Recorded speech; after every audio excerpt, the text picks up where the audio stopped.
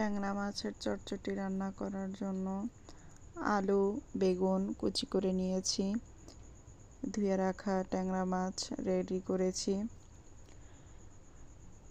আলু বেগুনের ভিতরে পেঁয়াজ মরিচ কুচি দিয়ে দিব, আদা রসুন বাটা, প্রয়োজন মতো হলুদ, মরিচের গুঁড়ো অল্প একটু,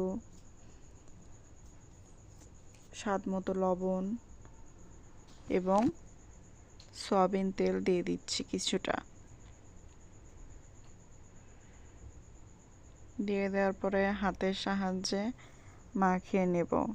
চটচটি রান্নার ভিতরে যত মাখিয়ে নেব ভালো করে তত বেশি মজা লাগবে। আমি হাতের সাহায্যে মাখিয়ে নিচ্ছি। হাতে মাখানো চটচটি খেতে খুব বেশি টেস্টি হয়। ভালো করে চটকিয়ে নিচ্ছি। এই পর্যায়ে মাছগুলো অ্যাড করব। অ্যাড করে দেওয়ার পরে আবার মাখিয়ে নেব।